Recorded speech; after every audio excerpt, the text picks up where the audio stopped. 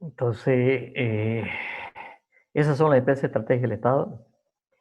La contratación por leasing es otra modalidad de contratación. Tienen que hacerlo de acuerdo a su naturaleza, mediante el leasing financiero y operativo. Lo vamos a poner en palabras más simples, ¿sí? El leasing es comprar algo, pero primero se hace un alquiler. Se llama también alquiler con opción a compra. Entonces yo voy a una empresa que vende maquinaria y en vez de venderme una maquinaria me dice, yo le alquilo esta maquinaria por un cierto precio, por hora, mensual o lo que sea. O sea, es un alquiler, pero que tiene opción a compra. Es decir, que en algún momento quien alquila, la empresa que alquila, dice, bueno, yo no quiero seguir pagando alquiler, quiero comprarlo. Entonces, pero toda la parte del capital que ha pagado, ¿sí? Del capital que ha pagado para el alquiler, forma parte del pago, ¿no es cierto? Acá no se usa mucho el leasing. Hay algunas entidades, son más empresas, entidades, entidades que para maquinaria que compran o equipamiento que cobran por leasing, compran por leasing o adquieren por leasing mediante licitación. Tampoco hay modelo de documento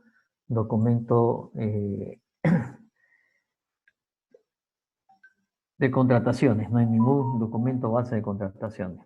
Eh, yo personalmente no conozco ninguna contratación que se hubiera hecho por leasing. He buscado en su momento en el SICOE para ver quién ha hecho y no he encontrado. O sea que es algo que no se realiza normalmente. La concesión, no sé si estaba antes.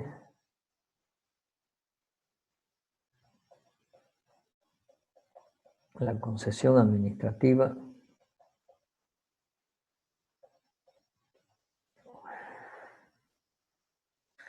Acá estaba la concesión administrativa. Hablamos bastante de esto la clase pasada. Aquí solamente hay este párrafo. Sin embargo, creo que se les ha hecho una explicación amplia de lo que es la concesión administrativa. Es un bien del Estado que se le entrega a un privado para que lo explote por un cierto tiempo y en ciertas condiciones. Uno de los temas más importantes de las concesiones es que puede venir por iniciativa privada o por iniciativa pública. Ya habíamos dicho que la iniciativa con iniciativa privada, si es igual se licita y si no gana, el que gana le paga los estudios. Pero también algo muy importante en la concesión administrativa, y creo que no lo dije en la clase pasada, es que cuando se da esta situación y se le hace una licitación, el que presenta la iniciativa privada sí tiene una bonificación en cuanto a puntaje. Esa bonificación de puntaje por haber presentado la iniciativa privada, normalmente en las normativas, de los diferentes países anda alrededor de un 10%. Lo importante es que en estas concesiones administrativas el sistema de calificación hay que volverlo muy sencillo, o el que me cobra menos plata por mes, o el que cobra el menor peaje, o etcétera, etcétera. O sea, pero normalmente es un solo parámetro que es muy fácil adjudicar, y yo diría muy transparente adjudicar. aunque ya en el proyecto internamente pueden haber cosas que pueden el día de mañana llevar a algunos aspectos complicados ya en la operación, porque estamos hablando que estas concesiones administrativas son por bastante tiempo. O sea, carreteras que se dan por 20, 30, 40 años de, de concesión. Algunas concesiones, además, no son solamente por la, por la, por la construcción, obviamente tienen que mantener el servicio.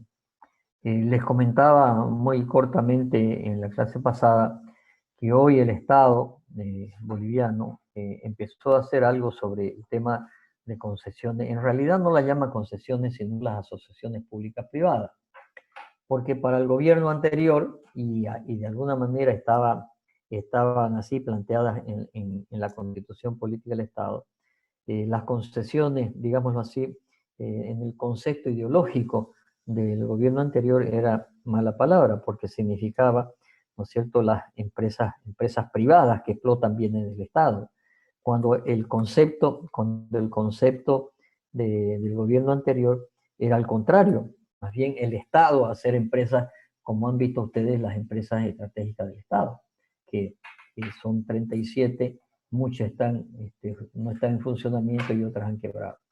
Entonces, conceptualmente, estaban un poco, las concesiones en sí estaban un poco medio afectadas. Sin embargo, en todos los países, parte de las concesiones son previstas para que el privado invierta, ¿no es cierto?, en algunos temas y el Estado no invierta. Les doy algunos otros ejemplos. Bueno, de los ejemplos que les di fue el puente peatonal en la universidad, que va de los módulos al campo. Fue por concesión, por 10 años. Alguna vez en unas disertaciones, cuando estábamos manejando el tema de estas concesiones hace ya unos 20, 25 años, cuando generamos la Ley General de Concesiones de Obras Públicas de Transporte, empezamos a investigar en otros sectores municipales y por ejemplo, en una conferencia que di hace mucho tiempo, yo planteaba que se puedan concesionar, por ejemplo, escuelas. Obviamente eso suena muy, muy complicado, inmediatamente la reacción es cómo pues las escuelas, si son públicas, las escuelas públicas, ¿y por qué las vamos a concesionar? ¿Cuál es el planteamiento que había hecho un estudio? Y era lo siguiente: hay una escuela que la inversión de la escuela la hace el Estado, municipio, por ejemplo, y lo da en concesión, pero esa escuela puede funcionar en 3 turnos: en el turno de la mañana, en el turno de la tarde y en el turno de la noche. ¿Por qué no concesionar uno de los turnos? Por ejemplo, el turno de la noche, concesionarlo, y que haya un privado que lo explote como colegio privado, ¿sí? Pero que eso hace que el mantenimiento del colegio, ¿sí?, se lo haga el privado que está explotando un turno. Se hizo un estudio que era bastante interesante, rentable, y se iban a terminar aquellas temas de que todos los años, y ustedes lo han visto por la televisión, absolutamente todos los años, ¿sí?, empiezan las clases y todavía no han terminado porque hay vidrios rotos, porque hay bancos rotos, porque hay goteras, porque los baños están mal, etcétera, etcétera. Entonces, yo digo que el tema de concesiones es el único límite es la imaginación. En algún momento en Cochabamba, por ejemplo, hace muchos años, se dieron en concesión algunas plazas. ¿Cómo es eso? ¿Cobraban por entrar a la plaza? Sí, ¿no es cierto? Entonces, en las plazas que se tienen, ¿no es cierto? En la plaza se tienen juegos, los niños van a rebalines, a columpio, hacen carrera, los niños hacen deporte, andan en bicicleta, triciclo, etcétera, etcétera. ¿Y por qué había muchas plazas que tienen esas condiciones y no se usan? Por el tema de seguridad. Entonces, en algún momento en Cochabamba, empezaron a enmallarlas las plazas, las rodeaban de malla, las encerraban, y el que quería entrar, las personas mayores pagaban 2 bolívares. Y les aseguro que había muchas plazas que estaban llenas, porque un padre que llevaba a sus hijos a la plazuela, ¿no es cierto? Tenía la seguridad de cuidados, tenía la seguridad que no había maleantes, tenía la seguridad que había control. Y no de otra manera, que muchas plazas eran más bien lugares de reuniones de maleantes. Entonces, la concesión es muy amplia, es muy, pero muy, muy amplia. Y les decía que hoy el Estado, el gobierno anterior empezó a hablar de las APP, las asociaciones públicas privadas, que es un tipo de concesión, ¿sí? Pero no las quiere llamar concesión, sino APP, Asociación Pública Privada, que también es un nombre muy internacional, Asociación Pública Privada. El tema pasa porque en la reglamentación que estaba sacando el gobierno, planteaba que esa concesión o esa APP, ¿no es cierto?, tenga un directorio y en ese directorio, la mayoría del directorio, ¿no es cierto?, la tenga el Estado. Entonces, nuevamente volvemos a la seguridad jurídica. No la dejé, fue ella la primera. Hay un micrófono abierto.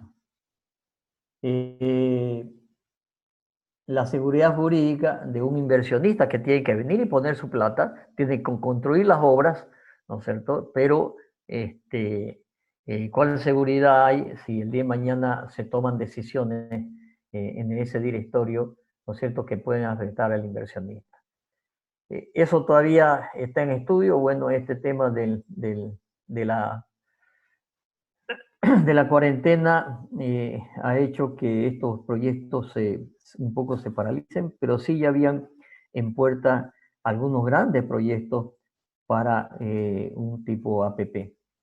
Un ejemplo parecido a una concesión es lo que se licitó y ya se adjudicó, es el hub aeroportuario de Virubiru, o sea, hacer de Virubiru un gran centro de aéreo, ¿no es cierto?, para transporte de pasajeros y transporte de carga. Eso se licitó se licitó internacionalmente, se presentaron como 10 empresas, se les seleccionaron después 3 empresas y al final quedó adjudicada a una empresa francesa, ADP, Aeropuertos de París, que tiene la administración, ¿sí?, y la concesión de los más grandes aeropuertos del mundo, tiene muchos aeropuertos muy grandes, ¿sí? Y bueno, ¿qué es lo que hay que hacer ahora? Lo que hay que hacer ahora tienen que hacer el diseño final y sobre todo tienen que hacer toda la parte legal, administrativa, ¿sí?, de cómo va a funcionar, porque no es solamente construir el aeropuerto, sino operarlo por, no sé, son 20 o 30 años. Entonces, es un tipo también de concesión. Por lo tanto, la norma aquí habla muy poco de concesión, sin embargo, el tema es muy amplio, ¿no es cierto? Y si ustedes quieren, pueden investigar un poco más internet, o si quieren en algún momento que estén más descansados, yo les podría hacer una presentación de todos los conceptos de las concesiones. Yo soy autor con un grupo y dirigí el grupo que hicimos la ley de concesiones de transporte, y también hice un reglamento municipal de concesiones en su momento, que lamentablemente por ahora están archivados en algún escritorio del Consejo Municipal. Seguros no vamos a ver, contratación de desayuno escolar no vamos a ver, temas médicos tampoco, ¿sí? Materiales de construcción, eso es para la empresa pública, ya hemos visto empresa estratégica, leasing, y entrábamos al tema de contrato. ¿Hasta qué artículo tenían que leer ustedes?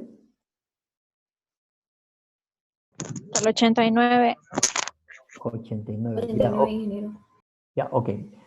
Entonces, pregunta sobre esto, sobre el 89, es la subcontratación, suscripción y protocolización y modificaciones del contrato. A ver, entonces, consulta sobre esto, de los que han leído. Yo tengo una consulta, ingeniero, Adelante. en el artículo 87 en el contenido del contrato. Ya. La solución de las controversias sería un documento que entra en el contenido del contrato. ¿A qué se refiere eso, ingeniero? Disculpe. A ver, controversia es, ¿no es cierto?, que no están de acuerdo las partes en algo. Muchas veces sucede que se lleguen a un punto en el contrato donde hay aspectos que no están bien definidos en el contrato y por lo tanto hay o malas interpretaciones y por lo tanto hay que ir a un juicio, llamémoslo así, a un juicio de controversia, porque no se puede resolver con los artículos que están en el contrato, porque o el tema que apareció no estaba, o el tema que está expresado en el contrato, en la cláusula del contrato, no es suficiente, no es suficiente. Y hay interpretaciones, uno interpreta una cosa y el otro interpreta otra cosa. Y por lo tanto, en el contrato hay que establecer cómo es el procedimiento para la solución de esas controversias. En la norma anterior al 181 se establecía que esas controversias se tenían que definir en un centro de conciliación y arbitraje. Estos centros de conciliación y arbitraje son privados, ¿sí? En Santa Cruz existe un centro de conciliación y arbitraje que lo tiene la Cámara de Industria y Comercio, la CAINCO.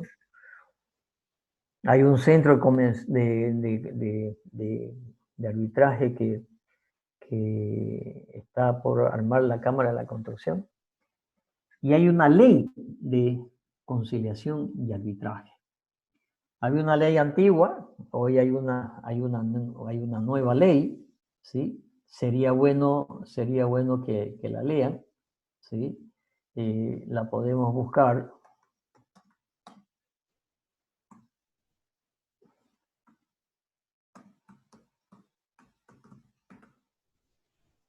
Ley de arbitraje y conciliación en Bolivia. Esta es una ley que no tiene muchos años, ¿sí? Porque antes había otra ley. Veamos de qué año es. El 2015, ¿no es cierto? Tiene apenas 5 años.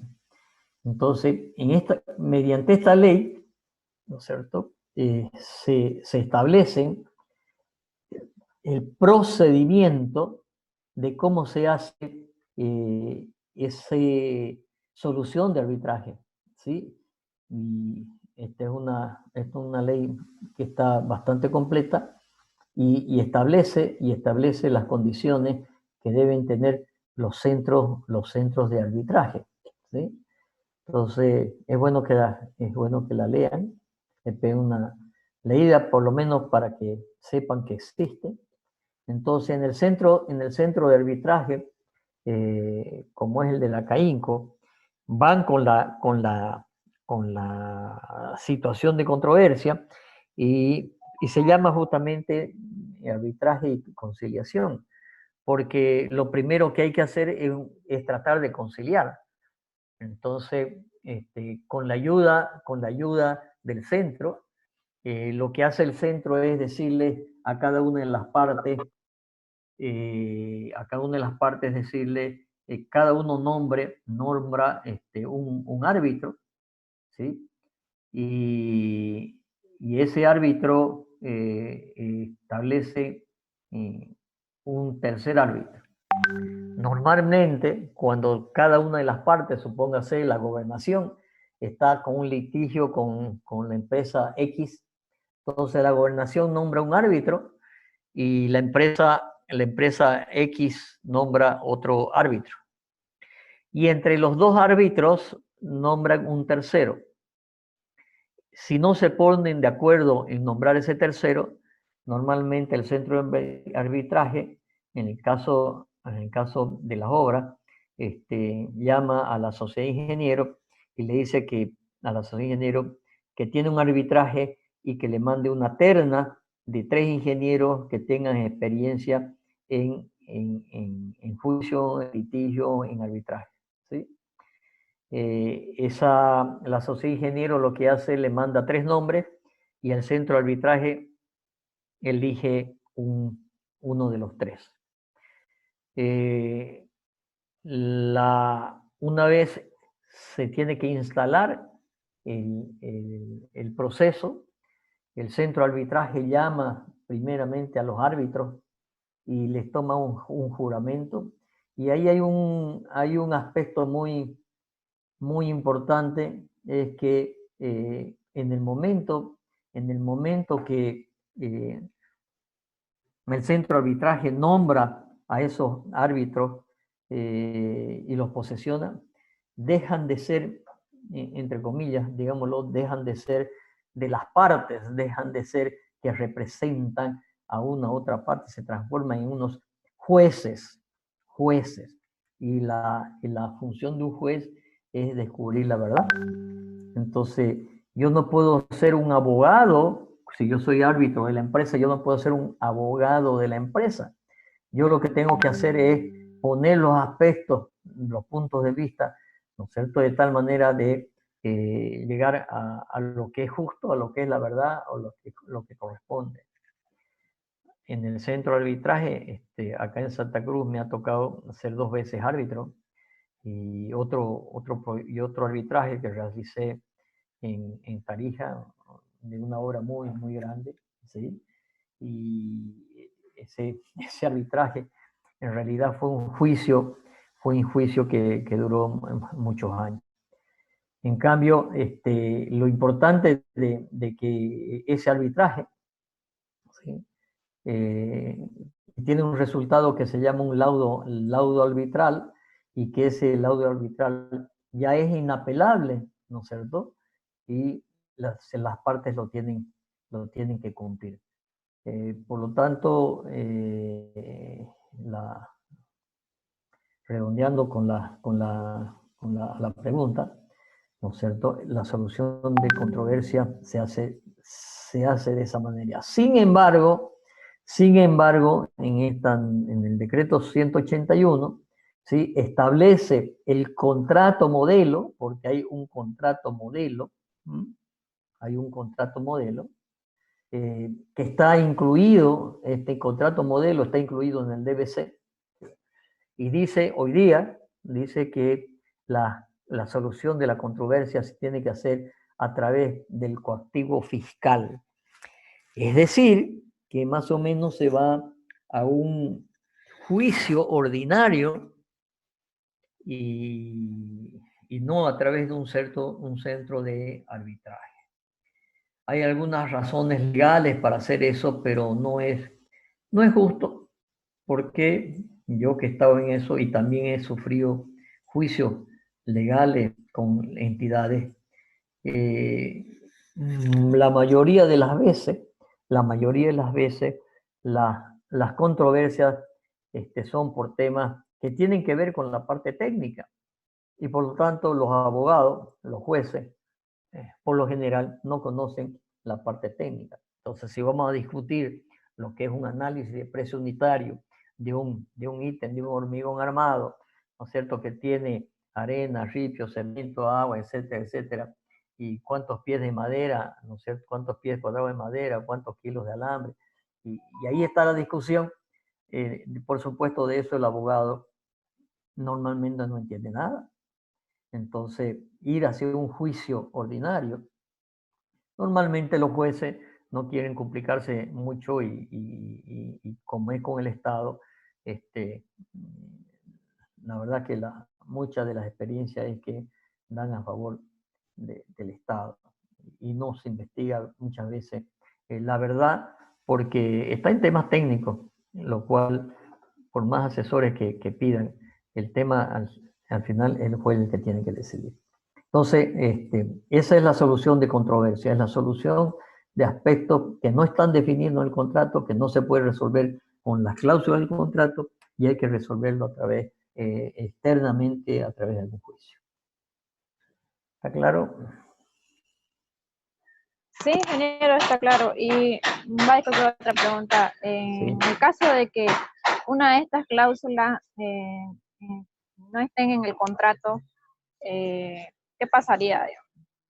Justamente, cuando hay algo que no está en el contrato, ¿sí? Lo primero que se hace es definir, ¿no es cierto?, entre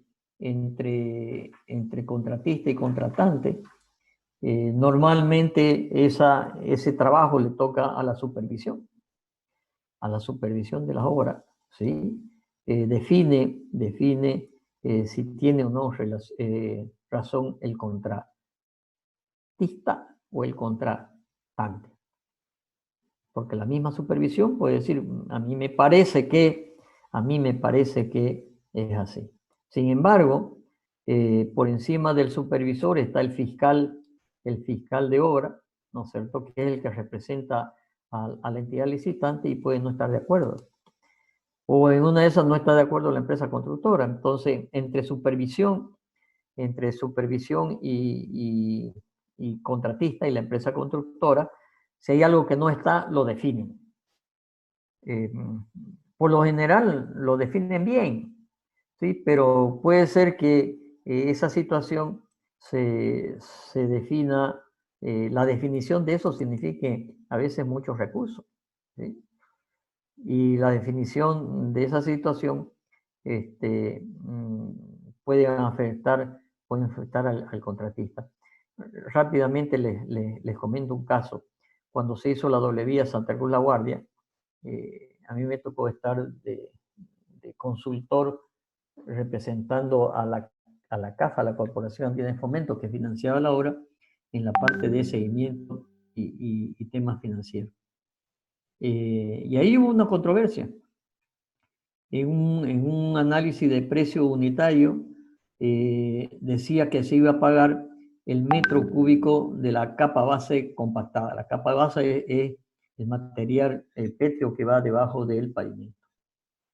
Y decía que se iba a pagar en función al número que ponga en el rendimiento de esa capa base el contratista en su propuesta.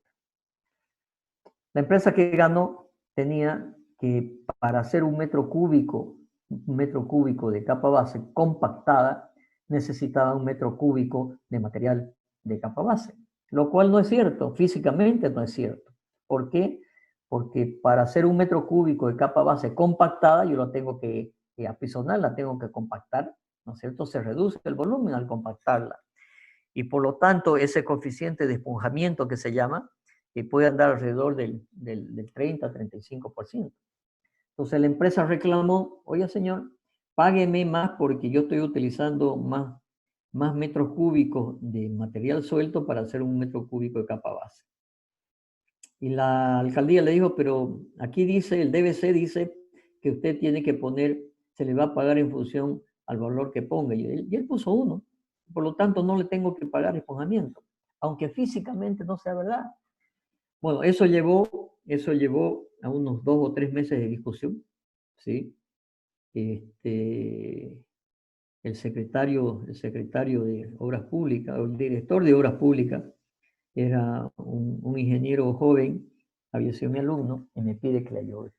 Y discutimos con la empresa que no se le tenía que pagar más, y lo discutimos por 2 meses o más.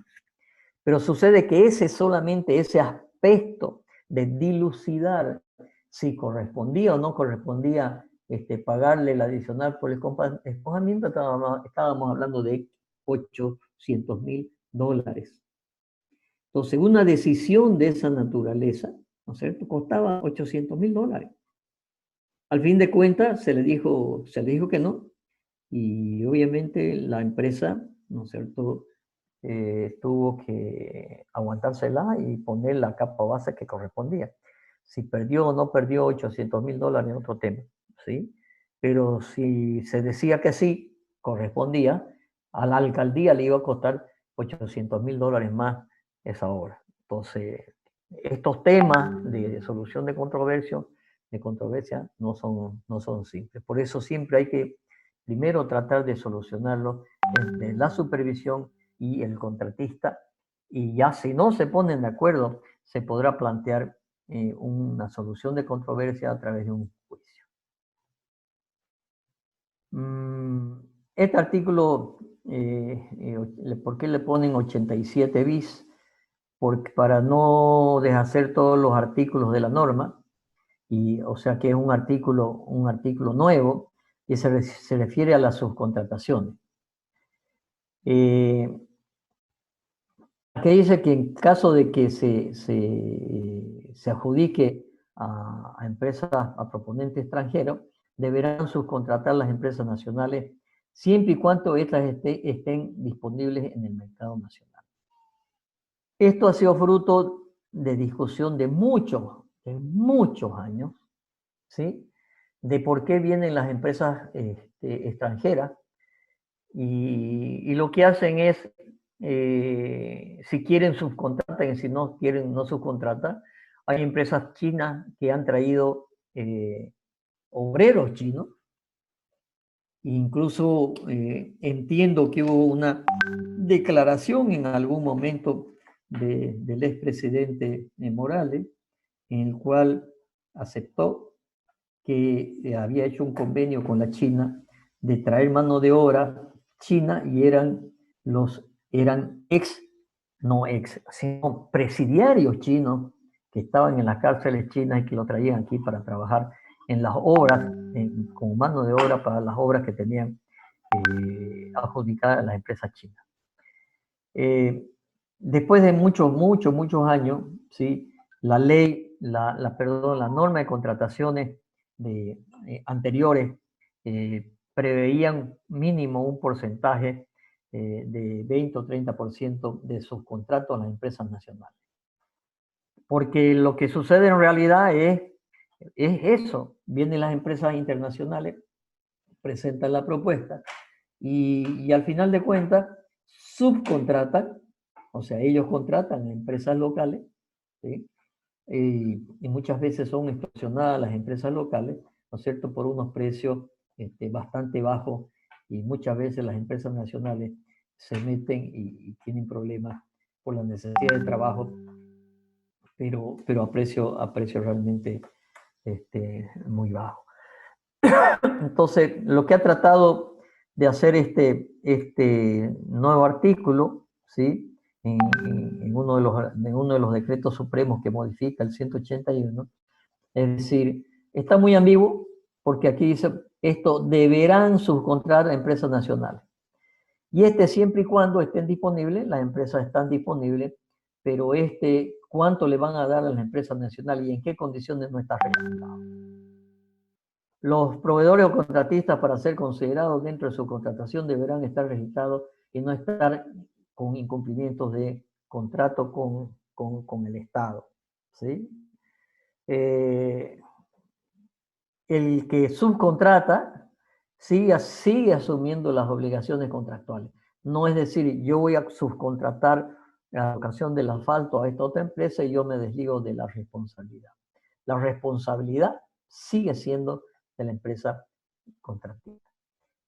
Aquí hay otro tema, algo les comenté anteriormente, y es que en las propuestas se puedan poner subcontratistas a empresas que hacen algún tipo de servicio y que puedan estar en varias propuestas y no sea descalificada. Hoy la descalifican, ¿no es cierto? Pero debería abrirse de tal manera de que, por ejemplo, si yo voy a construir un edificio, y voy a poner como un subcontrato a la empresa que me provee el hormigón. No voy a elaborar el hormigón en la obra. Y voy a contratar a una de estas empresas, Redimix, o Polimix, o Concreto, o etcétera. Hay varias empresas, o Preforte, varias empresas que venden el hormigón. Entonces, yo las voy a subcontratar. ¿Y por qué no? Supongamos que 2 o 3 empresas subcontratan al mismo subcontratista. Eso debería ser permitido porque al fin de cuentas es una sola empresa que va a ganar.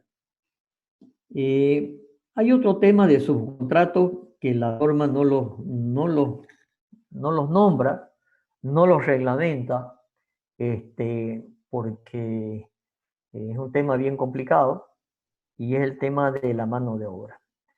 La mayoría de las empresas hoy por hoy no contratan directamente los obreros de la construcción.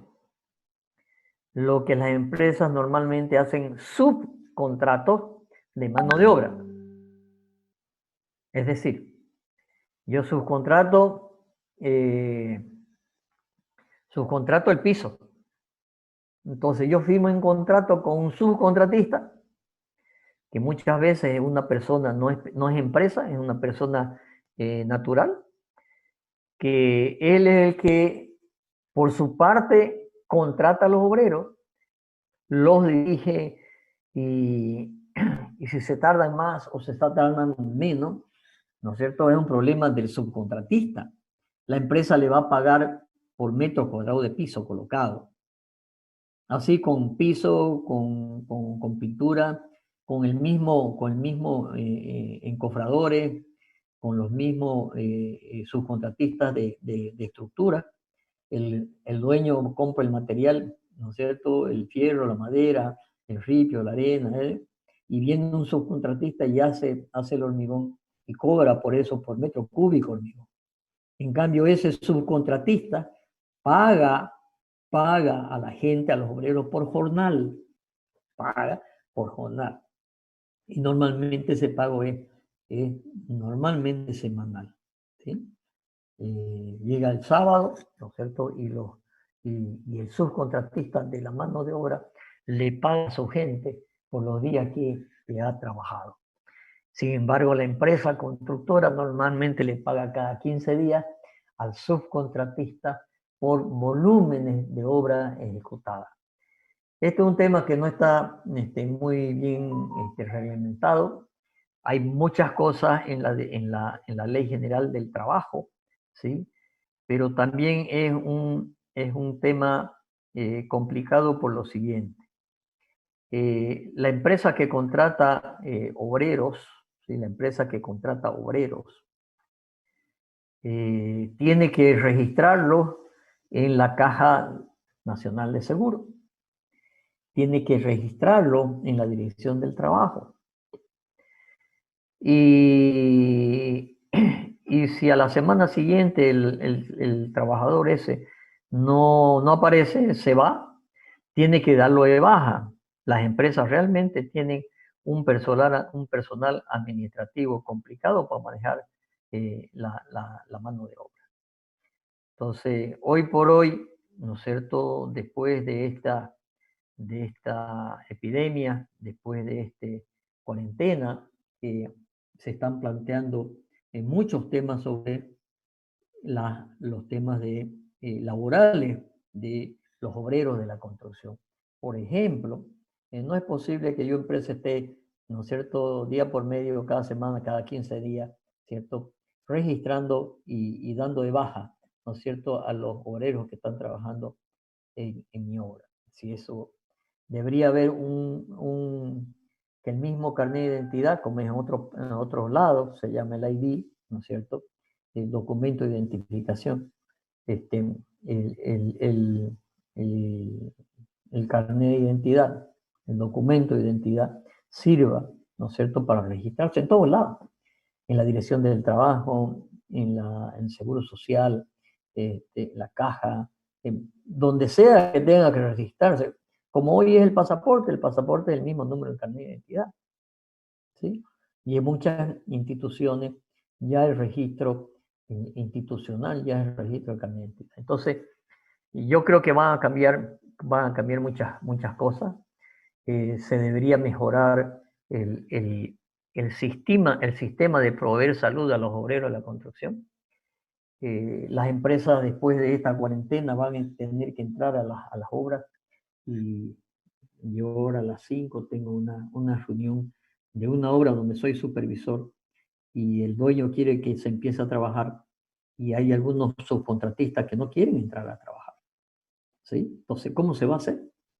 Entonces, el tema del control de los protocolos de bioseguridad hoy día están pero muy complicados.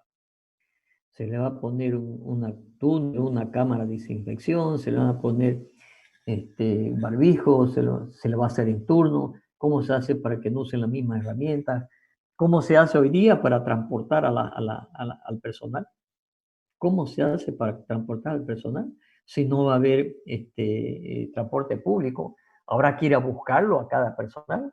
Hay subcontratistas que hacen el sistema de agua potable en un edificio, que capaz que tienen 10 o 20 trabajadores. El de eléctrico tendrá otros 10 o 20 trabajadores. El del aire acondicionado, ¿cómo lo van a llevar a la obra? ¿Qué pasa si se infecta uno? ¿Será que va a haber que declarar en cuarentena a todos los obreros que han estado en esa construcción? No es sencillo. Pero independiente de lo que es la pandemia, ¿sí? Los sistemas de seguridad que antes ya antes estaban cada vez más rígidos, hoy va a tener que ser mucho más controlado. Pero este tema de los subcontratos de la mano de obra, ¿no es cierto? Tiene que modificarse, tienen que verse nuevas normas de controles, de seguridad, el tema de los beneficios sociales, ¿no es cierto? Cómo se los cobra cuando les explique el costo de una obra, ¿sí? Les voy a mostrar ahí cómo se hace el pago de los beneficios sociales y no es la administración, es muy burocrática la administración hoy día. Yo he estado el año pasado en algún tiempo de asesor de la Confederación Sindical Nacional de Obreros de la Construcción, donde se han definido algunos programas con financiamiento externos para capacitación. La Cámara de la Construcción de Santa Cruz va a ser, a través de su fundación, que tiene una capacitación de obreros de la construcción. Estamos desarrollando los pensum, ¿no es cierto?, de esas capacitaciones del personal de la construcción, porque también es muy importante hacer la capacitación de la gente que trabaja en la construcción. Hoy por hoy un albañil, como se hace, empieza pues de ayudante, ¿no es cierto? Y viendo y haciendo aprende, y después de algún tiempo pasa a ser ya de ayudante, pasa a ser auxiliar, de auxiliar pasa a ser maestro, ¿no es cierto? Maestro después pasa a ser capataz. Esos capataces son los que manejan las manos de obra como subcontratistas. Ok.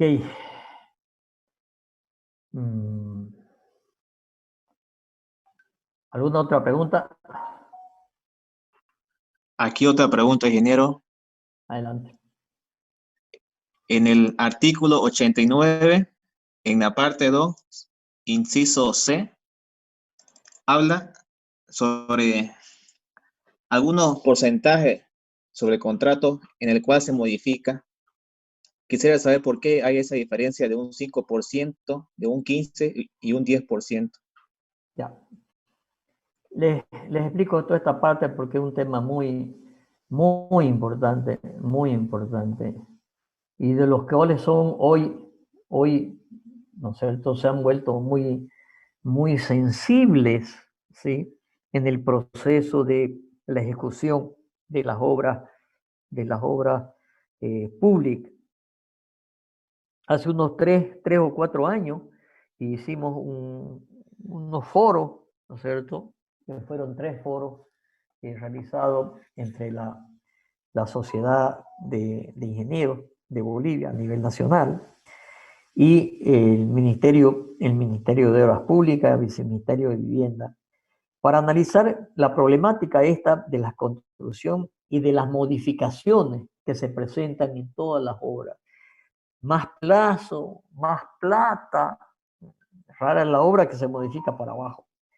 Entonces empiezan a haber modificaciones de contrato. En esos foros, en esa época, yo estaba de asesor del presidente nacional de la Sociedad de Ingenieros.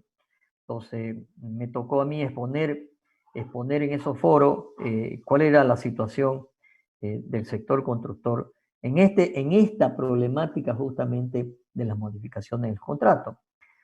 Porque según el Estado, a través de esta modificación del contrato, se produce mucha corrupción y se amplían las obras, y se amplían los plazos, se amplían los costos, y realmente es una situación que el Estado en su foro decía, esto no puede ser, veamos dónde está el problema. Primero les voy a contar el problema, después entramos a responder las preguntas y explicar los contratos, las modificaciones de contratos. Muchos de los problemas son cosas que estamos hoy estamos identificando de las cosas que deberían modificarse en la norma y las cosas que deberían hacerse de otra manera.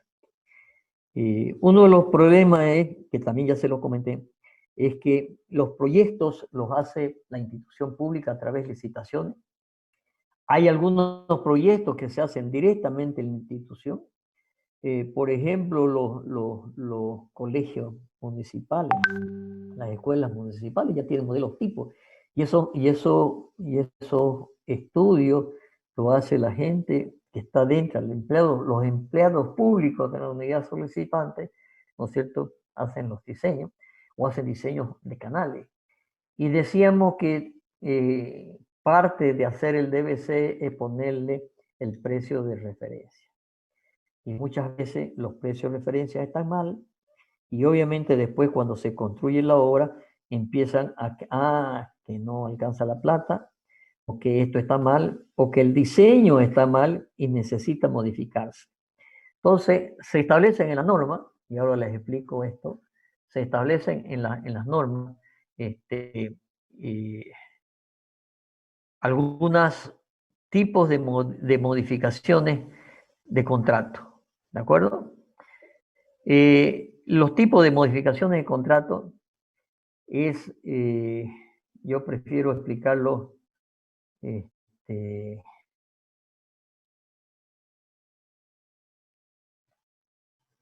de atrás para adelante.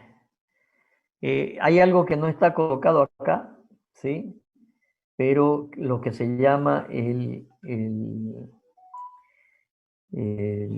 la orden de trabajo, ¿sí? La orden de trabajo se refiere a que, hacía el comentario, si una empresa tiene que hacer una tubería de PVC, ¿sí?, y viene y le dice a la supervisión, oye, esta tubería de estas cámaras de PVC te la voy a hacer de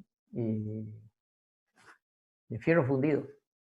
Obviamente el fierro fundido es un material mucho más duro, más durable, etcétera, etcétera, ¿sí? Y le dice, te la voy a cambiar, va a ser el mismo diámetro, no hay ningún problema, se hace la verificación hidráulica, porque puede ser distinto coeficiente de razonamiento, significa que con el diámetro que propone funciona, y se acepta, y eso se llama un orden de trabajo. No genera ninguna modificación del monto de obra y no genera ninguna modificación, ¿sí?, del plazo de la obra. Lo único que genera es un cambio de especificaciones técnicas. A ver, otro ejemplo. En una obra que estamos supervisando, que es un hotel, la empresa que hace las instalaciones hidráulico-sanitarias, hay unas tuberías que tienen una característica X. Y las quiere cambiar por otra tubería de otro sistema de unas características Y, que incluso son más caras. Pero sucede que las tuberías X tienen una característica que para unirla, ¿no es cierto?, tienen que poner un producto, ¿no es cierto?, que es una sustancia controlada. Y por lo tanto, conseguir la importación de esa sustancia controlada le demora tanto tiempo, que le demora problemas, y le hace demora y genera problemas de ampliación de plazo, que a la empresa le sale más barato por no perder tiempo y por hacer las cosas que pueda recuperar la inversión más rápido, ¿sí? Propone ese, yo te lo voy a hacer con este otro tipo de tubería, que es más cara. Para mí ese me sale más cara, pero a nivel de tubería, pero a nivel de productividad, ¿no es cierto? A la larga, ¿no es cierto? Me ahorro material. ¿Por qué se ahorra material? Porque la tubería X, ¿no es cierto?, tiene unas características que tiene que ponerle cada cierto tiempo los ganchos que las cuelgan de la losa. La otra tubería es más rígida y por lo tanto la separación de los ganchos es menor y por lo tanto le compensa. Y además en mano de obra, ¿no es cierto?, demora menos y por lo tanto tiene menores costos de mano de obra. Y en esa situación plantea a la supervisión y nos dice, ingeniero, yo le voy a plantear esto, plantea su problema. En la supervisión verificamos que el material sea bueno, que tenga igual o mayor característica que la otra, que los diámetros sean tales que permitan llevar el mismo caudal y se le aprueba. Eso se llama orden de trabajo. No se modifica, ¿no es cierto?, ni plazo ni plata. El otro tema es el tema de la orden de cambio. La orden de cambio se aplica cuando hay modificaciones, ¿sí? Por ejemplo, a volúmenes de obra. En una obra, ¿sí? Se tenían que hacer 100 metros cúbicos de hormigón y sucede ir a hacer la obra, llamémosle defecto de proyecto, no son 100 metros cúbicos, sino son 120 metros cúbicos de hormigón. Entonces, en ese caso, ¿no es cierto?, lo que se está modificando son las cantidades, ¿sí?, que se están haciendo a la obra.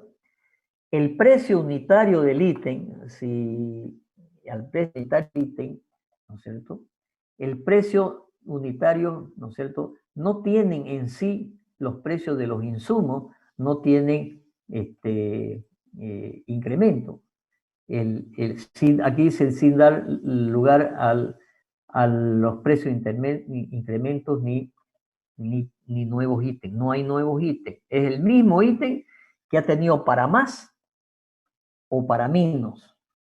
¿Sí? Para más o para menos. Y eso está limitado que cuando corresponde una orden de cambio, esa modificación en el monto total del contrato, ¿sí?, no puede ser mayor del 5% del monto del contrato. El ítem podrá variar, el monto del ítem podrá variar más del 5, 10 o 20%, pero el monto del contrato no puede ir más allá de un 5% del total del contrato, esa variación. Puede también tener una modificación del plazo, porque si ese ítem es una ruta crítica, ¿no es cierto?, de la cual dependen otras actividades, ¿no es cierto? Yo no puedo poner el techo, ¿no es cierto?, si no he hecho la estructura, no he puesto, en algunos casos no he puesto paredes, donde en algunos casos el techo se puede asentar en las paredes. Entonces, el muro, para hacer el techo, el muro es una ruta crítica. Entonces, si voy a tener que hacer más muro y me voy a demorar más, también tendría que aumentar el plazo. Eso es una orden de cambio en la cual no se puede tener más de un 5%. Así lo establece la norma. Comentarles que este valor de acá en la norma anterior era del 10%. En esta norma 181 es del 5%. Ese es orden de cambio. Y el contrato modificatorio, ¿no es cierto?, se aplica cuando la modificación es ser introducida afecte el alcance, monto y o plazo del contrato, sin dar lugar a incremento de los precios unitarios. Nuevamente los precios unitarios, o sea, el metro cúbico de hormigón, ¿no es cierto?, cuesta, por decir, $150. El precio del metro cúbico no se puede modificar. Pero puede ser, ¿no es cierto?, puede ser que se afecte el alcance del contrato, y puede ser que se incluyan nuevos ítems. Se puede, aquí dice, se fuese necesaria la creación de nuevos ítems, o haya volúmenes, ¿no es cierto?, cantidades no previstas. Entonces, en una de esas, al estar construyendo, viene la empresa constructora y dice, mire, aquí hay que hacer esta viga, y yo he revisado el proyecto y esta viga no va a funcionar. No va a funcionar. Entonces, lo que hay que hacer es otro tipo de viga que ya no tiene el mismo precio unitario. Por lo tanto, voy a anular ese ítem, voy a introducir otro ítem que tenga otras características. Entonces, voy a hacer voy a incluir o por ahí, en el proyecto se olvidaron hacer, cuando nos pasó una obra, el proyecto no tenía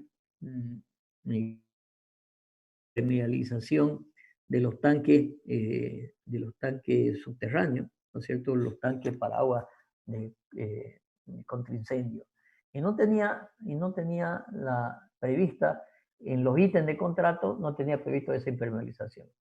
Entonces, la supervisión le dice al dueño, oye, mira, dueño, aquí esto hay que impermeabilizarlo, si no el día de mañana vas a tener problemas. Pero no está en el contrato, no está en el contrato.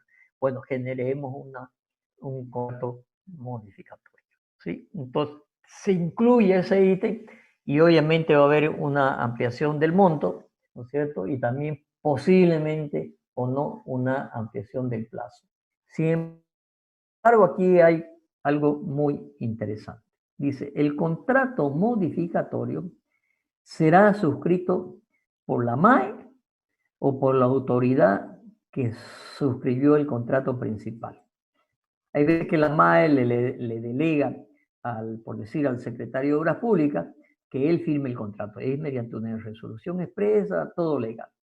Pero si no, el que tiene que firmar el contrato es la MAE. Muchas veces sucede que se está en obra, se encuentra algún problema y hay que presentar el contrato modificatorio. Hay veces que el contrato modificatorio, yo he visto demorar contratos modificatorios meses. ¿Por qué? Porque hasta que lo revisa el fiscal es el que le tiene que aceptar o no al supervisor. O sea, el contrato modificatorio puede generarse por la empresa o por la supervisión, o también por la entidad licitante que le dice, a ver, ampliemos esto más y hay que hacer otras cosas que no estaban previstas. Pero la burocracia es muy, muy, muy grande en las instituciones públicas. Y nos hemos encontrado en obras que había que hacer un contrato modificatorio, pero no podíamos esperar una semana, un mes o 3 meses que se les ocurra a la MAE, ¿no es cierto?, firmar el contrato. Y eso sucede muy frecuentemente, ¿no es cierto?, el proceso burocrático para que la MAE vuelva a firmar el contrato modificatorio. Y ahí estamos en obra, que tenemos que avanzar obra, y no podemos parar, porque si no hay que paralizar la obra. En realidad, legalmente hay que paralizar la obra. porque dice no se puede avanzar en ítem de contrato modificatorio si el contrato modificatorio no está firmado, que es lógico, porque tiene que tener la empresa el respaldo. El día de mañana la empresa, la entidad dice, oye, pero si yo te acepté, no es que presentamos el contrato modificatorio, ¿está firmado o no está firmado? Entonces no vale. Por lo tanto, no te lo voy, eso que has hecho no te lo voy a pagar. Este es un tema muy complicado. Estamos analizando qué hacer, ¿sí? Bueno, ya algún momento les voy a comentar algunas de las soluciones. Pero puede atrasar la obra. O si no, lo que muchas veces se hace, ¿no es cierto? Es decir, ya, échale, metele, hacelo, ¿no es cierto? Y yo me encargo como supervisor de obra, ¿no es cierto? Con el fiscal nos vamos a encontrar que esto, sí, seguro que seguro que va a salir. En el 90% de los casos ocurre así, ¿no es cierto? Incluso firma el contrato modificatorio con la fecha anterior y la obra, no le puedo pagar esos ítems, no le puedo incluir en la planilla, porque va a llegar a la administración y los contadores suman y restan y dicen, y esto no está dentro del contrato. No se lo puedo pagar, pero las empresas dicen, bueno, ok, no me lo pagué, pero lo voy haciendo, ¿no es cierto?, para poder avanzar en la obra. Caso contrario, tendría que paralizar la obra.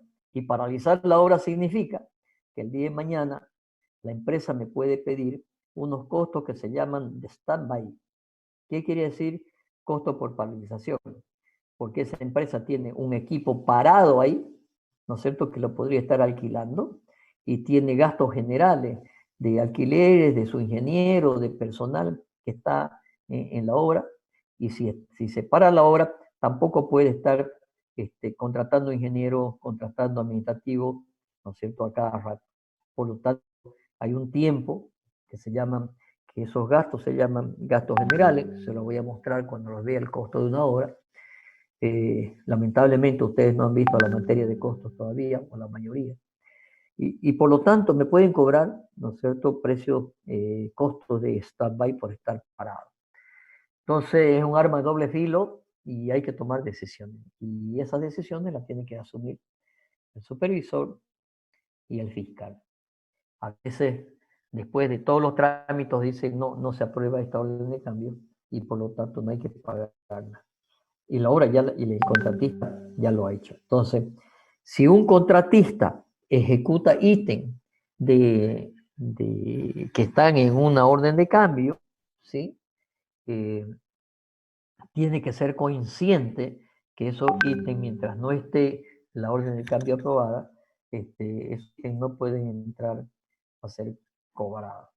Y dice la norma que la suma de los contratos modificatorios no puede pasar del 10%.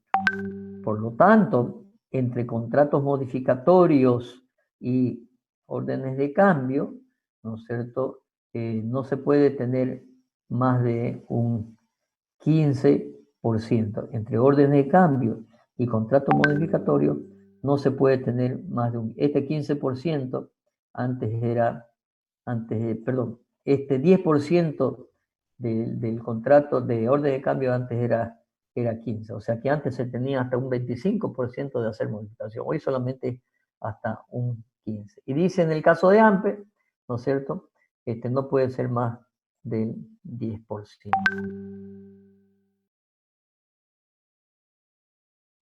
¿Está entendido?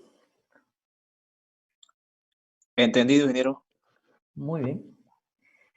Este tema de las órdenes de cambio, contrato modificatorio, es uno de los temas de los cuales más sufre una supervisión, de las mayores atenciones que hay que poner, porque siempre existe.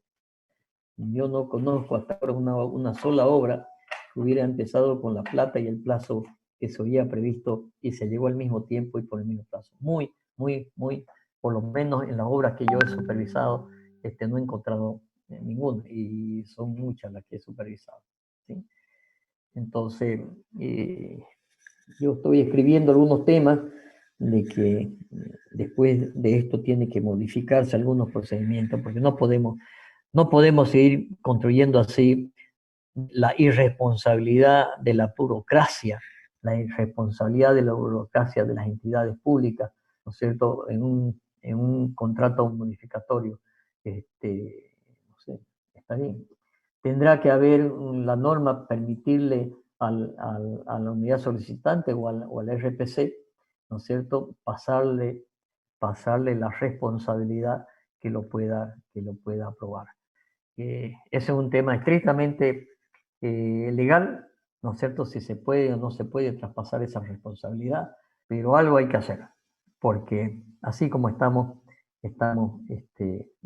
muy complicados. Uno de las cosas que yo estoy proponiendo, ¿sí?, en una conferencia que hice el otro día, lo planteé, y es que para que no sucedan modificaciones, obviamente tienen que haber proyectos muy, muy bien hechos.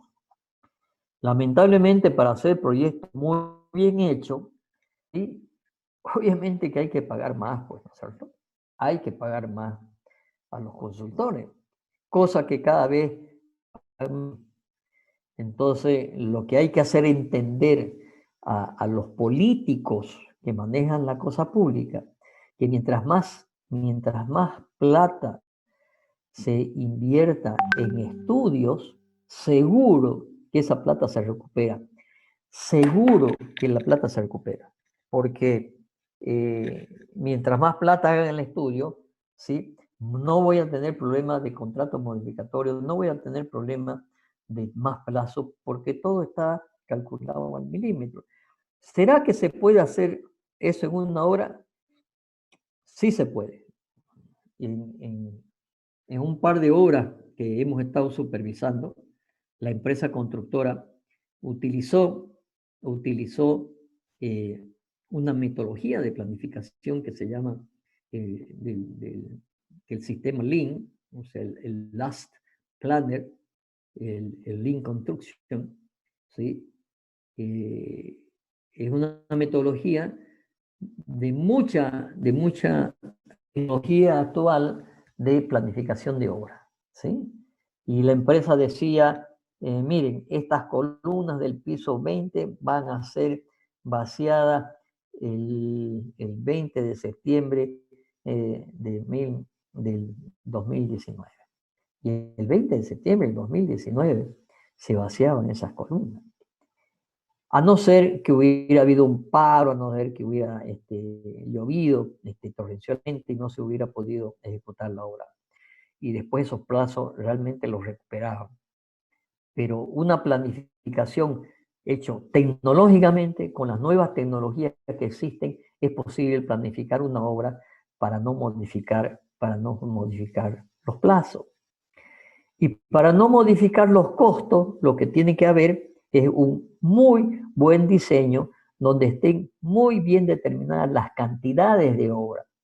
Y no la cantidad de que al consultor, al ingeniero calculista, ¿no es cierto?, de la especialidad que fuera, o al arquitecto, ¿no es cierto?, cuando hace en la parte de arquitectura, y dice tantos metros cuadrados de muro, tantos metros cuadrados de pintura, tantos metros cuadrados de piso, tantos metros lineales de sol, lo que sea realmente lo que está en el proyecto. Y no que haga un cómputo, ¿sí?, para medir, para cumplir y decir estoy presentando el cómputo. Eso se soluciona con que los proyectos se hagan en BIM, ¿sí?, en esta metodología que no es un software, es una filosofía que en una plataforma con un software que puede ser el Revit o el Bentley, dependiendo del software que se usa, todas las especialidades montan en un solo llamémosle archivo en 3D, ¿no es cierto?, donde está hasta el último tornillo. Un ejemplo de eso, un proyecto que estaba así casi hasta el último tornillo, Por lo tanto, supervisarla, ¿no es cierto?, fue muy fácil. Y era una empresa argentina que hizo los diseños, también la supervisión. Y no necesitaba más que 2 personas en obra para supervisar, porque estaba hasta el último tornillo y no había modificaciones. En cambio, en otro proyecto, yo he estado en Manzana 40, que es el ícono más grande de esta ciudad, 2 torres de 30 pisos, casi 100.000 metros cuadrados, y donde ha habido las mayores modificaciones por proyecto. No es que, y los proyectos fueron hechos en Chile. Y no es que sean malos proyectos, sino la forma de presentar los proyectos en relación a las metodologías constructivas y a la idiosincrasia que tenemos aquí. Habían cosas que no eran así.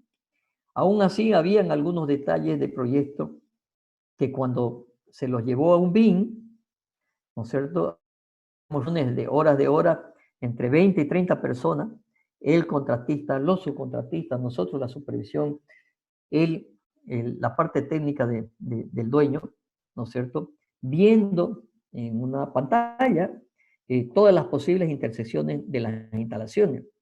Y se veía en el BIM, está en 3 dimensiones, en colores obviamente, y se ve la intersección que puede haber de una tubería que está perforando una viga, o tubería que está perforando un ducto de aire acondicionado. Entonces, en la obra,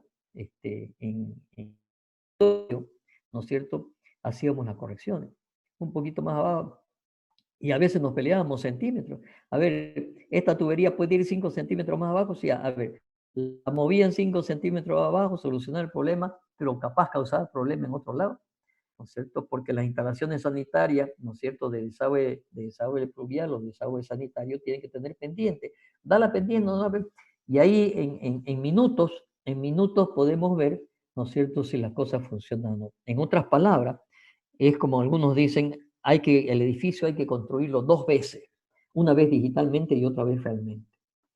Entonces, mi propuesta que yo estoy haciendo a las normas de contrataciones es que en el mediano o corto plazo podamos exigir, que la norma exija que los proyectos que se hagan a través de la consultoría estén presentados en BIM, porque cuando se dibuja en BIM es hacer un par de clics, ¿no es cierto? Y se tienen los volúmenes reales. Ya no tengo que estar alto por ancho, por largo, o alto por largo para sacar las cantidades y volúmenes de cada uno de los ítems de obra, ¿no es cierto? Se le pone yo puedo poner, aquí hay un muro de tal espesor, y tengo las dimensiones, y este muro va a recibir un revoque de 2 centímetros de mezcla, ¿no es cierto? Y después va a recibir 2 milímetros de pintura, ¿sí? Y una vez se definen las características, cada uno de los elementos, y en forma inmediata se obtiene la actualización de los costos. Pero además, si yo modifico el dibujo, porque esta viga tiene que ser más grande, o porque esta tubería tiene que pasar por otro lado, es hacer otros clics, ¿no es cierto? Y enseguida tengo nuevamente los volúmenes de obra. Entonces, conclusión, si nosotros hiciéramos los diseños en BIM de una forma perfectamente estructurada y que todas las instalaciones, cada uno de los proyectistas de aire acondicionado, hidráulico sanitario, combate incendio, arquitectura, estructura, después se integran todos ellos en una sola plataforma, ¿sí? Tenemos y podemos ver las instalaciones, los cruces con arquitectura, con estructuras, etcétera, y podemos determinar un buen proyecto que teóricamente, a no ser que se modifique la obra, una cosa es que esté mal computada porque no se hizo bien los cómputos, otra cosa es que se diga, bueno, aquí vamos a hacer 10 metros cuadrados más de losa porque necesitamos este espacio, esa es otra cosa. Pero en ese caso incluso, ¿no es cierto?, se mete la losa, se meten las columnas que sean necesarias y otro clic entry y tengo los nuevos cómputos exactos para saber exactamente cuál es el precio de la obra. Y no estoy haciendo órdenes de cambio meses porque hasta llevar la topografía hasta nuevamente hacer las mediciones, hasta recalcular todo, eso lleva unos tiempos impresionantes. Y después llega la institución pública y la institución pública tiene que recalcularlo. Entonces, si lográramos en el corto plazo o en el mediano plazo yo diría de 1 año, 2 años, por lo menos mi expectativa es esa, que en un par de años en todo el país la norma exija que los proyectos sean presentados en BIM y que sean planificados pueden ser, también se pueden manejar costos y planificación en BIM con el Navisworks, que es otro programa que se conecta con el BIM, se puede llevar la planificación. Entonces, si tenemos exactamente los cómputos y tenemos los precios, tenemos el presupuesto. Y si tenemos la planificación perfectamente definida, tenemos los plazos. Desviaciones más allá de eso, ya tienen seguramente que tener responsabilidades porque algo no está bien hecho. Entonces, yo vuelvo a insistirle que uno de los temas que más hay que tener cuidado en las obras son las modificaciones de contrato. Y por eso me tomo el tiempo para volvérselo a explicar bien completo, porque obviamente aquí no está dicho todo, ¿sí? El tema de los contratos modificatorios o la modificación del contrato son bien complicadas, ¿sí? ¿Preguntas a este respecto?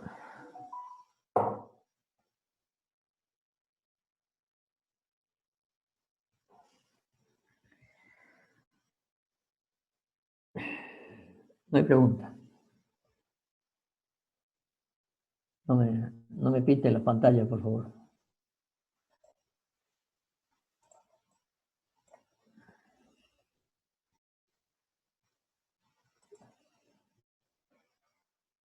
Y la última parte que tenemos del decreto supremo 181 es la parte del régimen de recursos administrativos de impugnación, ¿sí? Todo lo que es la norma es lo que hemos visto anteriormente y vamos a ver ya los detalles en el DBC. Para eso necesito que ustedes vayan bajándose el DBC. A ver, yo voy a entrar al SICOES, ¿sí? Voy a entrar al SICOES.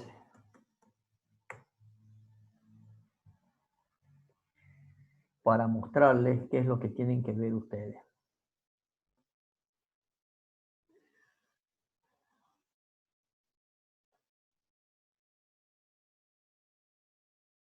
Okay.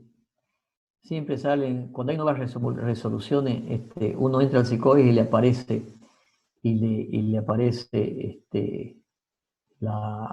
alguna comunicación nueva, ¿sí? Si nosotros vamos a lo que es normas, reglamentos y decretos y reglamentos, aquí están todos los decretos supremos, el 181, ¿sí? Y las resoluciones ministeriales. Cuando aparece este nuevo, quiere decir que más o menos es nuevo, ¿sí? Si yo entro al 181 y me está diciendo que es nuevo, ¿sí? Vamos a ver qué fecha tiene ese nuevo. Actualizado a septiembre del 2018, ¿sí? Yo lo que tengo, y dice compilado a septiembre del 2019, compilado a septiembre del 2019. Yo el que les estoy mostrando es el compilado justamente a septiembre del 2019. Ese es el que yo le estoy mostrando. O sea que le estoy mostrando la última versión. ¿De acuerdo? Bien. Entonces decíamos que si yo entro aquí a reglamentos y decretos, está este que es a septiembre al 2019, están resoluciones ministeriales. A ver, solamente mediante decretos supremos se puede modificar la norma, originalmente en el 181. Sin embargo, los DBC se pueden modificar por resoluciones ministeriales. Entonces, aquí hay varias resoluciones ministeriales. En cambio, este decreto supremo modifica el 181, este decreto supremo modifica el 181, este decreto supremo modifica el 181. O sea que hay tres decretos supremos, que han modificado el decreto supremo 181, ¿no es cierto? Y 4 en realidad, ¿sí? Estos cuatro decretos supremos han sido modificados, no, son decreto, lo está duplicando, ¿sí? No sé por qué acá hay, ya, está bien. Entonces son estos 3 decretos supremos que han modificado el decreto supremo 181. Y cuando hablamos de un texto compilado, es que ya tiene en ese texto las modificaciones realizadas.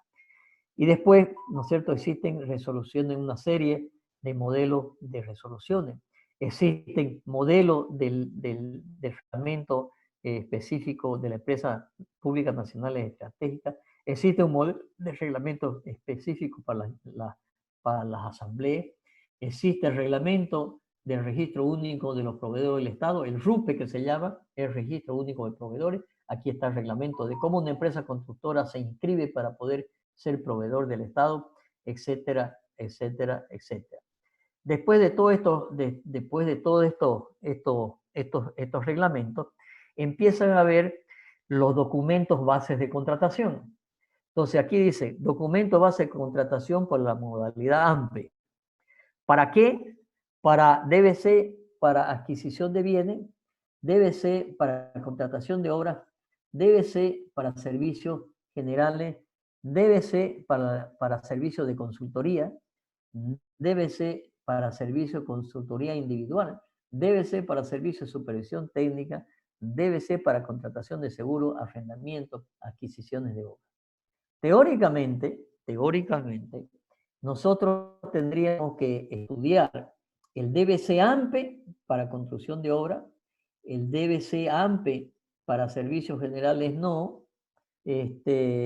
algunos sí, puede ser un servicio de mantenimiento de edificios. El servicio de consultoría, sí, el servicio de consultoría individual, de aquí, si quieren trabajar como consultores individuales, seguro que tienen que verlo. El DBC de supervisión técnica también, ¿sí?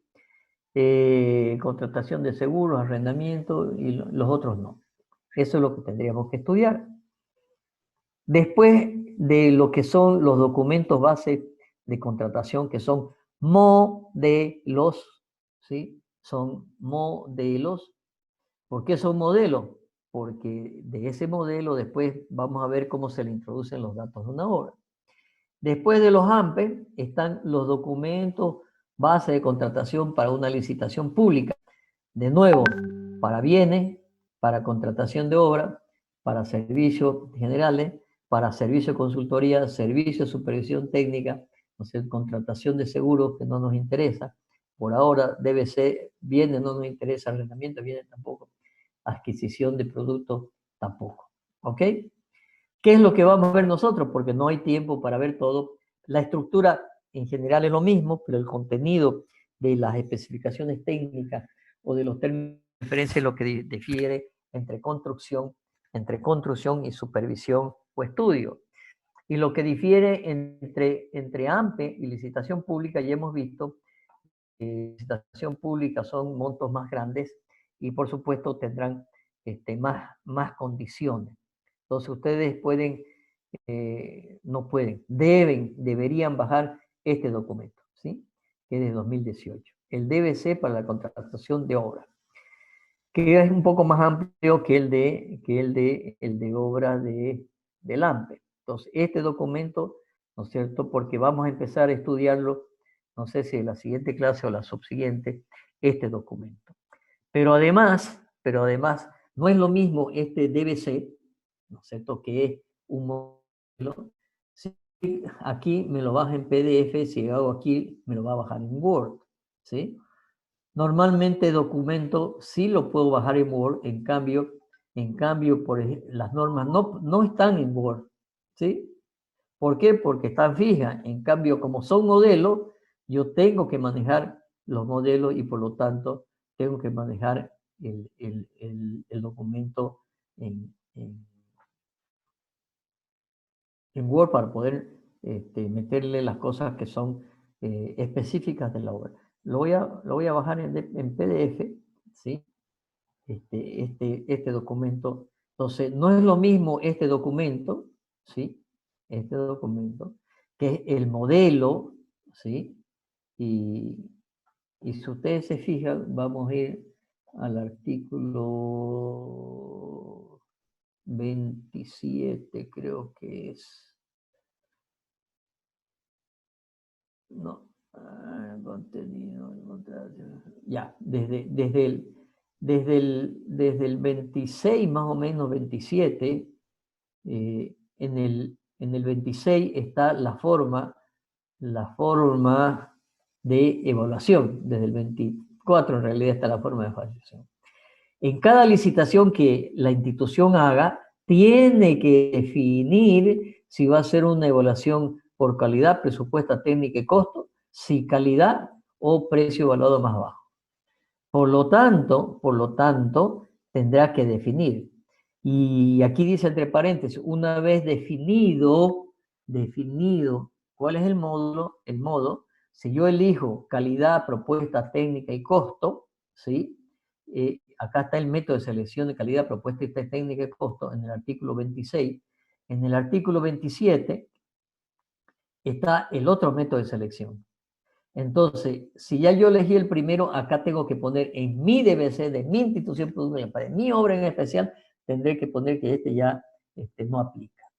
Y así sucesivamente. Entonces, no es lo mismo este DBC que entrar al SICOES, ¿sí? A ver las licitaciones, a ver qué convocatoria hay, ¿sí? Y a ver, viene.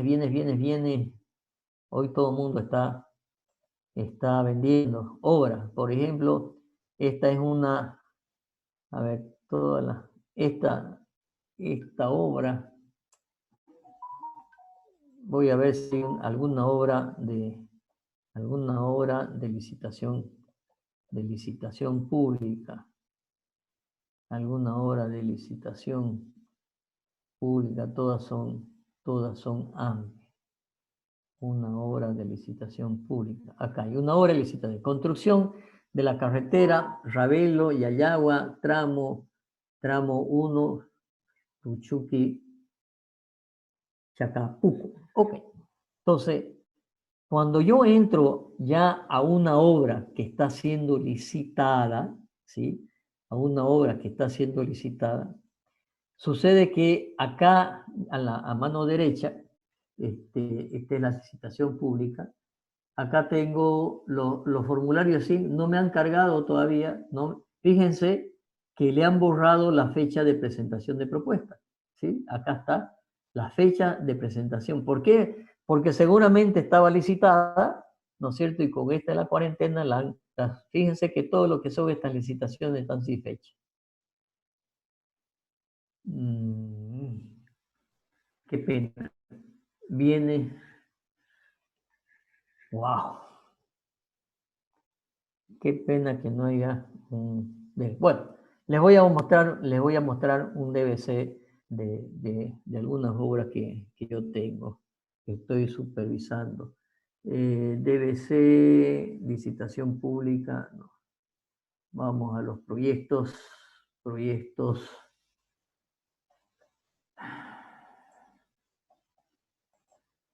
de Tarija, por ejemplo. Este es un programa que tiene como 8 o 9 obras, ¿sí? El lote 8, creo que el último que hemos licitado. Documento, evaluación, el DBC.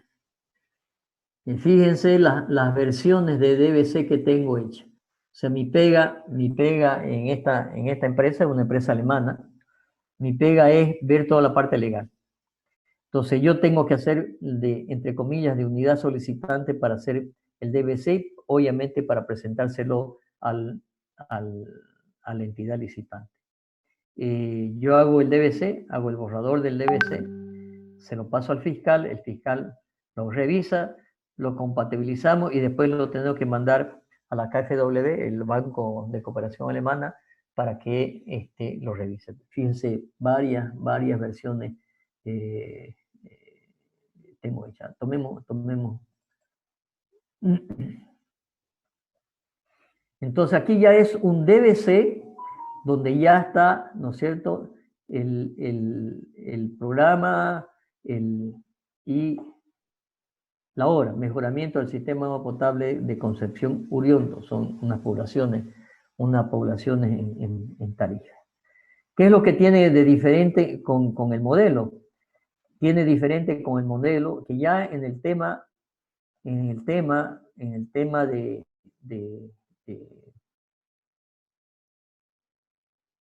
garantía, por ejemplo, ya se ha puesto exactamente qué tipo de garantías se van a requerir, ¿sí?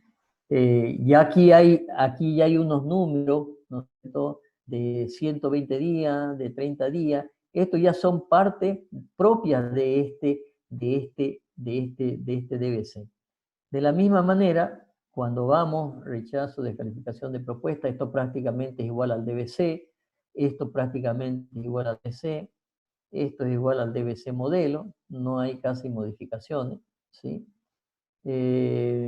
Informes de evaluación, ¿sí? Por ejemplo, aquí yo tengo que decirle que me tienen que presentar los últimos 2 balances, porque esta licitación la hicimos el 2018. Entonces, le pedía ya que me presente balance el 2015, 2016 y 2017. 18 todavía no se había presentado. Entonces, ya son cosas específicas para esa licitación. Documento esto prácticamente lo mismo que el modelo, que el DBC modelo, ¿sí? La evaluación de propuesta, ya tengo que poner yo cómo lo voy a evaluar a esta obra, a las empresas que se presentan. Enseguida vamos a ver los formularios. Estoy eligiendo el método de evaluación de propuesta y puntaje final, ¿sí? ¿Se acuerda que el artículo 26? ¿Sí?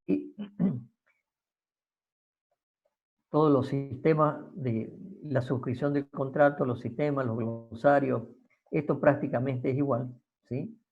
Pero ya aquí yo tengo que decir, voy a hacer el método de selección va a ser por calidad, propuesta técnica y costo. El tipo de convocatoria es una convocatoria internacional. La forma de adjudicación es por ítem, por general. Tienen que presentar tales garantías. El que financia es el Banco de Desarrollo de Alemania. ¿En qué porcentaje financia? ¿Quiénes son la entidad, la unidad solicitante? ¿No es cierto? Y aquí están los teléfonos, ¿sí? Y los correos de los funcionarios que me tienen que contestar si hago alguna consulta. Y aquí ya tengo que poner el cronograma perfecto de la fecha de cada uno del proceso de contratación. Fíjense, dice, publicado en el DBC, ¿no es cierto?, en fecha, aquí se ha modificado, del 17 se modificó al 31, está con control de cambio del Word, ¿no es cierto? Pero fíjense que también aquí dice el GTI. El GTI es una de las revistas internacionales que hablábamos cuando se hace una convocatoria internacional donde hay que publicar. Y aquí están todas las fechas, ¿sí? Acá hay modificación de fecha, cuenta con control de cambio. Varias veces hemos modificado la publicación, ¿no es cierto? Y fíjense que en el modelo, aquí hay, en el modelo dice descripción de la obra. Y no hay más en el modelo. En cambio, en la licitación expresa, tengo que describir toda la obra, dónde está, la ubicación, las vías de acceso, el alcance de la contratación, cuáles son las partidas que hay que licitar, cuál es la descripción de la... O sea, tengo que describir todo el proyecto. En cambio, en el modelo, ¿no es cierto? Esto está en blanco. Después tendré que decir, para esta licitación, yo requiero un ingeniero civil especialista como superintendente, un ingeniero civil como residente, un ingeniero ambiental y un ingeniero civil o licenciado para que haga el DESCOM, que es el estudio social de desarrollo comunitario. Aquí me dice que la empresa que se proponga a un superintendente podrá hacer cargo similar, director de obra, residente de obra, etc. Esto lo vamos a ver en detalle. Pero ya yo tengo que poner específico para esta obra. Igual tengo que poner, ¿no es cierto?, la descripción, ¿sí?, de la maquinaria que voy a requerir para esa obra en el DBC. Acá están los volúmenes y los ítems de obra, como lo había explicado, la descripción, la unidad y cantidad, y la empresa después agregará su precio a cada uno de estos ítems de obra, ¿sí? Estos son todos los ítems de obra que hay que hacer en esa obra, ¿sí? Aquí están cada una de las partidas. Esta es una obra bastante grandecita, ¿sí? Aquí están las subdivisiones de las partidas de los ítems de obra. Por supuesto, esto no está en el modelo. Y después, en la tabla de valoración de la experiencia, ¿sí?, que es una referencia solamente en el modelo, aquí yo ya tengo que poner qué estoy requiriendo para la experiencia, ¿sí?, de la empresa, ¿sí? Aquí le estoy diciendo qué obras son similares que van a valer como experiencia para las empresas que presenten su currículum. Y aquí voy a tener, ¿no es cierto?, todos los formularios de presentación de propuesta. ¿Ok? Entonces, y después vamos a tener, como les mostré, los formularios de evaluación de las propuestas, donde tengo que poner cómo las voy a calificar.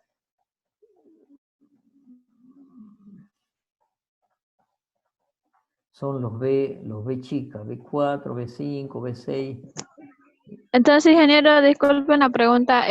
Tenemos que descargarlo una vez del modelo, el DBC para contratación de obra. Van a venir todos esos formularios.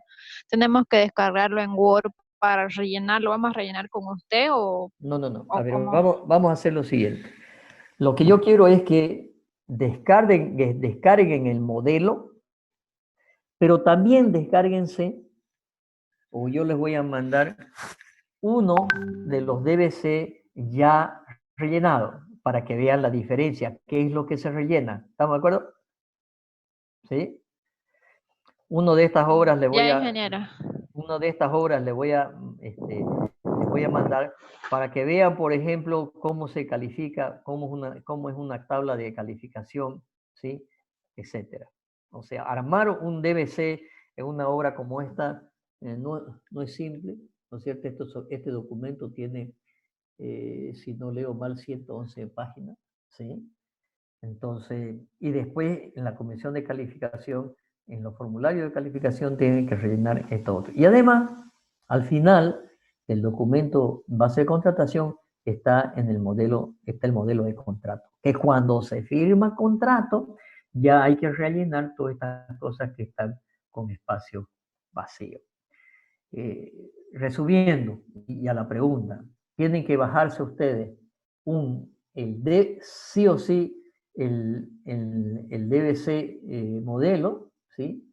Pero bájense también, o yo les voy a mandar un DBC rellenado para que ustedes vean cómo se rellena. Bueno, con esto vamos a dejar acá. Lea del artículo 90, plazo, autoridad, formalidades, requisitos.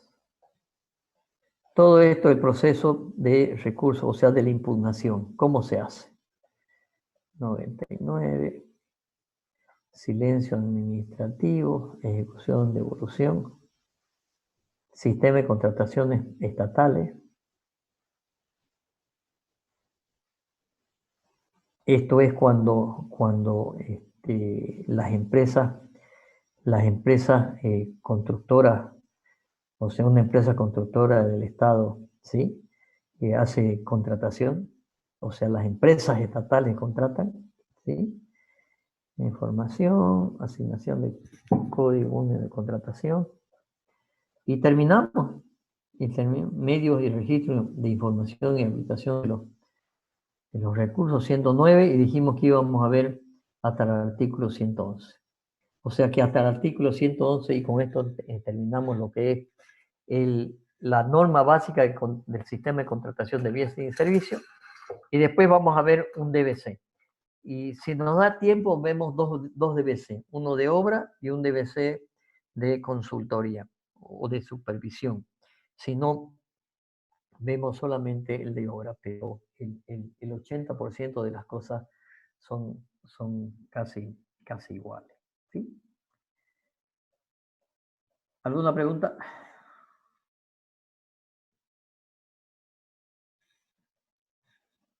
Ingeniero, yo tengo una pregunta. Sí. Del artículo 88 en el punto número 2, dice que el contrato que por su naturaleza o mandato expreso de ley requiere otorgada una escritura pública y aquel cuyo monto sea igual o superior a 1.000.000 deberá ser protocolizado por la entidad pública contratante. ¿A qué se refiere con la palabra protocolizado? Ya, te explico. Cuando usted firma un contrato cualquiera, se compra una casa, se compra una movilidad y usted va donde un notario, ¿sí? Hay veces que va donde un abogado, hacen el contrato de compra-venta, ¿sí? Y no van donde el notario y el notario les hace el contrato de compra y venta. Ese contrato es válido. Sin embargo, hoy la ley exige que ese contrato, como es una transferencia de bienes, se haga la transferencia. O sea, si estoy comprando una casa, tengo que ir con ese documento que es un documento del notario, ¿no es cierto? Se llama una escritura pública, ¿sí? Donde el notario lo que hace, me están llamando a otra conferencia, disculpen, termino rápido. El notario lo que hace es registrar ese contrato en sus libros, que se llaman. O sea, ante la mano, se escribían en unos libros el contrato. Obviamente, hoy es digital. Igual se imprime y se archiva. El día de mañana, si yo quiero una copia de ese contrato, voy donde el notario y le digo, necesito una copia legalizada, ¿sí? Entonces el notario me saca una copia, ¿no es cierto? Y después el que me la certifica es el que, ¿no es cierto?, el que firmó el contrato. Bien, en los contratos públicos, ¿no es cierto?, para que estén registrados, no es en cualquier notaría, es en la notaría de gobierno, ¿sí? La notaría de fe, acá dice, ¿no es cierto?, en la notaría de fe pública o notaría de gobierno. La notaría de gobierno es una notaría expresamente del gobierno, que en cada departamento está en la gobernación. Entonces, si yo hago un contrato, ¿sí?, para que tenga todos los rigores de ley y esté registrado, y el día de mañana nadie me pueda decir que ese no era el contrato, para registrarlo en la notaría no es en una notaría cualquiera, es en la notaría de gobierno, es una notaría especial que está en la gobernación del departamento. A ese proceso de hacer el registro de en la notaría de gobierno se llama protocolización. O sea, que protocolización, ¿no es cierto?, es registrar el contrato en la notaría de gobierno. Lo que aquí dice, ¿no es cierto?, por ejemplo, dice los contratos relativos a las compras de bienes destinados a la seguridad del Estado no requerirán protocolización, ¿sí? Antes, los buenos señores de la notaría de gobierno cobraban un monto, un porcentaje del monto del contrato. Como si escribir un contrato, ¿no es cierto?, y poner 10 millones de bolivianos o poner 1 millón de bolivianos, ¿no es cierto?, significaba más trabajo para el notario. Pero antes era así, cobraban porcentaje del monto del contrato. Hoy cobran más o menos un monto en función de las páginas que tiene el contrato, porque es lo que les cuesta a ellos, porque ellos lo tienen que escribir. Sin embargo, como ya el modelo del contrato está en las bases y como ya el modelo del contrato ha sido rellenado, ¿no es cierto?, uno lleva pues un flash o se lo pasa por correo al notario de gobierno y él ya verá el documento original, ¿no es cierto?, y comparará con lo que ya prácticamente no lo tienes que escribir de nuevo. Sin embargo, se paga en la notaría. Cualquier documento de cualquier notaría hay que pagar 100, 200, 300 bolivianos, ¿sí?, por un escrito, por una escritura, ¿sí? En cambio, en la de gobierno también se paga, pero más o menos hoy está en función de la cantidad de páginas, no en función del monto del contrato. ¿Entendido? Sí, muchas gracias, ingeniero. Ok. ¿Alguna otra pregunta?